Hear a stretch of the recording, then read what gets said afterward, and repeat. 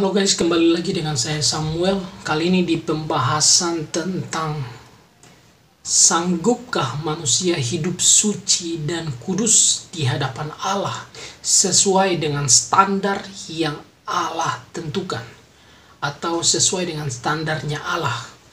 Kita akan perhatikan pembacaan di dalam 1 Petrus pasal 1 ayat yang ke-16. Bunyinya adalah, sebab ada tertulis, kuduslah kamu sebab aku kudus. Ini adalah kutipan juga atau ada punya ayat yang paralel dengan ayat ini, yaitu di dalam Imamat 11 ayat yang ke-44 sampai ayat yang ke-45, di mana Allah menginginkan supaya umat Israel menjadi kudus dan tidak menajiskan diri dengan binatang atau apapun yang dianggap Allah sebagai hal yang najis di hadapannya. Nah, yang perlu kita perhatikan adalah kalau kita perhatikan kudus di dalam KBBI atau Kamus Besar Bahasa Indonesia, ini memiliki pengertian bahwa suci atau murni dalam pengertian kudus. Namun kalau kita perhatikan kudus dari bahasa Ibrani, yaitu kados, itu memiliki pengertian dikhususkan atau dipisahkan. Nah, kita akan lihat apa sebenarnya yang dikhususkan atau dipisahkan. Kita akan perhatikan baik-baik bahwa dalam pengertian kudus atau kados ini, jika dikenakan kepada bangsa Israel, tentunya sangat tepat. Karena apa? Mereka adalah bangsa yang dipilih oleh Allah, dikhususkan untuk Allah, dipisahkan dari antara bangsa-bangsa lain untuk Allah, sehingga mereka dikatakan sebagai bangsa yang kudus. Kudus bagi Allah. Kudus dalam pengertian bahwa Allah menjadikan mereka kudus, yaitu Allah mengkhususkan mereka bagi Allah dan memisahkan mereka dari antara bangsa-bangsa yang begitu banyak di muka bumi ini. Hanya mereka satu-satunya bangsa yang dipilih oleh Allah untuk Allah menjalankan seluruh misinya atau rencana Allah.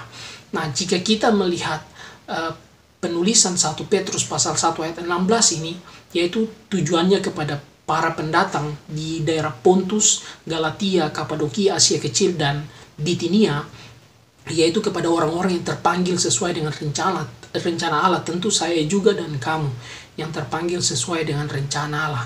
Sehingga kita mau katakan bahwa orang-orang yang terpanggil sesuai dengan rencana Allah ini adalah orang-orang yang kudus atau orang-orang yang suci di hadapan Allah, bukan karena Allah memilih mereka berdasarkan ketidakberdosaannya mereka, atau Allah memilih mereka karena berdasarkan kesucian mereka. Ini sama sekali bukan karena ketidakberdosaan atau sungguh-sungguh tanpa dosa, tetapi pemilihan Allah berdasarkan rencana Allah untuk memisahkan mereka atau untuk mengkhususkan mereka bagi kemuliaan Allah. Nah, ini adalah orang-orang pilihan itu sendiri yang dikatakan sebagai orang-orang kudus. Jadi Allah yang memisahkan mereka, Allah yang membuat mereka menjadi kudus, sehingga mereka dikhususkan bagi Allah, dipisahkan dari orang-orang di dalam dunia ini yang tercemar, orang-orang yang bersekutu dengan berhala dan sebagainya, yang menjauhkan diri daripada Allah.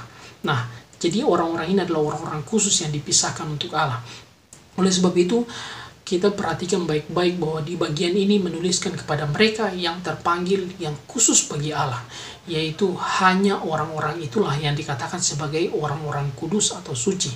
Jadi kudus di sini dalam pengertian adalah kondisi di mana Allah telah memilih mereka dari antara seluruh bangsa untuk dipisahkan.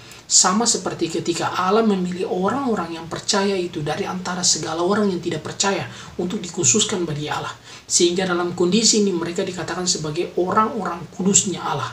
Bukan karena orang-orang tidak berdosa, bukan karena orang-orang ini suci, bukan karena orang-orang ini tahu melakukan apa yang benar, tetapi sesungguhnya karena Allah sendiri yang membenarkan, mengkuduskan mereka, menyucikan mereka untuk dikhususkan kepada Allah. Sehingga mereka dikatakan, sebab itu kuduslah kamu, sebab aku kudus. Jadi mereka percaya dan mereka menjadi satu di dalam Kristus atau di dalam Allah itu sendiri, baru mereka dikatakan sebagai orang-orang yang kudus. Karena mereka berbeda dari yang lain, mereka dikhususkan untuk Allah dan mereka terpisah daripada orang-orang lain. Nah, ini mau kita perhatikan bahwa ternyata kita sebagai orang percaya adalah orang-orang kudus. Kita sebagai orang-orang percaya adalah orang-orang suci. Oleh sebab itu, siapapun, bahkan gereja sekalipun, tidak punya hak mengatakan bahwa kamu tidak hidup suci atau tidak hidup kudus. Sebab yang memberikan kesucian atau kekudusan itu bukan gereja, tetapi Allah sendiri yang menganugerahkan kesucian atau kekudusan itu lewat pemilihan Allah, mengkhususkan kita dan memisahkan kita dari dunia ini. Oleh sebab itu saya mau katakan bahwa kamu yang mendengar video ini, ketika kamu percaya kepada Kristus, kamu adalah orang-orang yang kudus, orang-orang yang suci, yaitu orang yang terpisah dari antara orang lain dan orang yang dikhususkan untuk Allah, sebab kamu percaya kepada Kristus.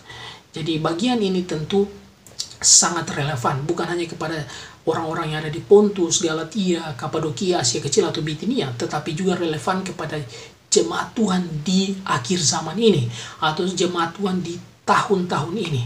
Jadi sangat relevan sampai kapanpun, yaitu orang-orang yang terpanggil itu adalah orang-orang kudus, orang-orang suci, dan tidak ada satupun manusia yang bisa membatalkan kesucian dan kekudusan itu, sebab itu diberikan oleh Allah. Oleh sebab itu yang berhak untuk membatalkan hanya Allah sendiri yang sejatinya telah memberikan itu kepada kita. Oleh sebab itu kamu adalah orang-orang kudus. Jangan kamu berpikir bahwa aku bukan orang kudus, atau aku orang berdosa, aku orang tidak suci, aku orang najis. Tidak, sebab pemilihan itu datang daripada Allah yang menjadikan kamu suci dan kudus. Oleh sebab itu tidak ada satu orang pun yang bisa mengatakan kamu itu tidak kudus atau tidak suci. Kiranya firman Tuhan ini bisa memberkati dan menguatkan Anda sekalian sebagai orang-orang kudus yang terpanggil sesuai dengan rencana Allah. Kita terpisah dari antara orang lain yang tidak percaya, dan kita kudus khusus untuk Allah. Terima kasih dan Tuhan memberkati.